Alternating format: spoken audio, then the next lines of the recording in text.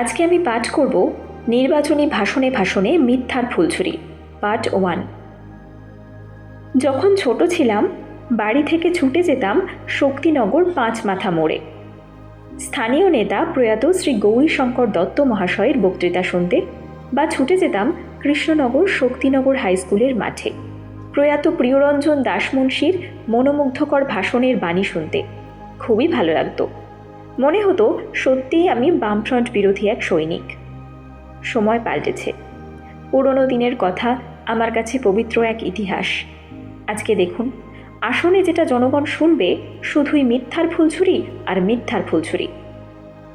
পশ্চিমবঙ্গের বাইরে বিজেপি শাসিত রাজ্যে নাকি মাছ মাংস ডিম বিক্রিও বন্ধ, খাওয়াও বন্ধ। এটা ডাহা মিথ্যে কথা। টিভিতে দেখতে হবে না। এটা যে কত বড় ডাহা মিথ্যে কথা তা আপনি একটু চেষ্টা করলেই জানতে পারবেন। এই 15 বছরে, অর্থাৎ 2011 থেকে 2026, এই গুণগান এই সরকারের উন্নয়নমূলক কাজের তাগিদে চারিদিকে এত উন্নয়নের বন্যা।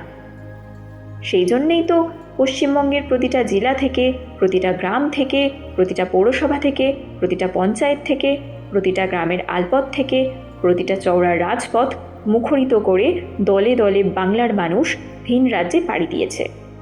লক্ষ লক্ষ পরিযায়ী শ্রমিক যেমন কাজের সুবাদে বাইরে যাচ্ছে, তেমনি লক্ষ লক্ষ ছাত্রছাত্রী বাইরে পড়াশোনার জন্য যাচ্ছে, বা লক্ষ লক্ষ মানুষ এখানে ভালো চিকিৎসা না পেয়ে বাইরের রাজ্যে চিকিৎসা করাতে যাচ্ছে, বা আত্মীয় স্বজনের বাড়িতে ঘুরতে যাচ্ছে। এইরকম প্রচুর উদাহরণ পাবেন।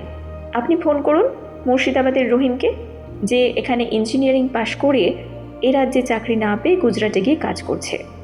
বা আপনি খোঁজ করুন বা ফোন করুন কোচবিহারের রামকে, যে এই রাজ্যে এমএসসি পাশ করে চাকরি না পেয়ে চাকরি পাবেই বা কী করে, কারণ চাকরি তো মানিক বা পার্থের মতো গুণবান মানুষদের জন্যই চলে গেছে।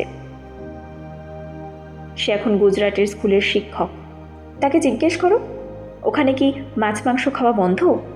বা খোঁজ নিন ওই মানুষটিকে যে তার বাবার চিকিৎসার জন্য, বা মায়ের চিকিৎসার জন্য, বা বোনের চিকিৎসার জন্য, বা প্রিয়জনের চিকিৎসার জন্য বাইরের রাজ্যে চিকিৎসা করাতে যাচ্ছে। ওখানকার হোটেলগুলোতে কি মাছ মাংস খাওয়া বন্ধ? জিজ্ঞেস করুন ওইসব পরিযায়ী মানুষদের যারা এই রাজ্যে শিল্পহারা কর্মহারা হয়ে বাইরের রাজ্যে গিয়ে কাজ করছে। তাদের জিজ্ঞেস করুন ওখানকার দোকানগুলোতে মাছ মাংস খাওয়া কি বন্ধ। জিজ্ঞেস করুন ওই সকল মানুষকে যাদের আত্মীয় স্বজন বাইরে থাকে, তাদের পাতে কি মাছ মাংস জোটে না। জিজ্ঞেস করুন যারা সিমলা যাচ্ছে, কুলু মানালি যাচ্ছে, কাশ্মীর যাচ্ছে, শ্রীনগর যাচ্ছে, গোয়া যাচ্ছে, বোম্বে যাচ্ছে, হরিদ্বার যাচ্ছে, বা বোম্বের খাজিয়ারিতে নামাজ পড়তে যাচ্ছে, তারা কি বাইরে মাছ মাংস পায় না? সুতরাং মানুষকে মিথ্যে কথা বলে বিভ্রান্ত করে লাভ নেই। এই মিথ্যার আস্ফালন পশ্চিমবঙ্গ যে চপ শিল্পের পর ঢপ শিল্পতে বিখ্যাত হচ্ছে, এটা একটা অশনি সংকেত। কিন্তু আগামীর পক্ষে এর ফল ভালো হবে না। মঞ্চে দাঁড়িয়ে বলা উচিত জনগণের উদ্দেশ্যে আমরা কি কি ঠিক ভুল করেছি, বা কি কি উন্নয়নমূলক কাজ করতে পেরেছি, সেই সব বলুন। আগামীর সুন্দর পবিত্র বাংলা গড়ার আগামীর বার্তা দিন, যা হবে সবার কাছে গ্রহণযোগ্য এবং মঙ্গলজনক। জনগণকে বিভ্রান্ত করে লাভ নেই।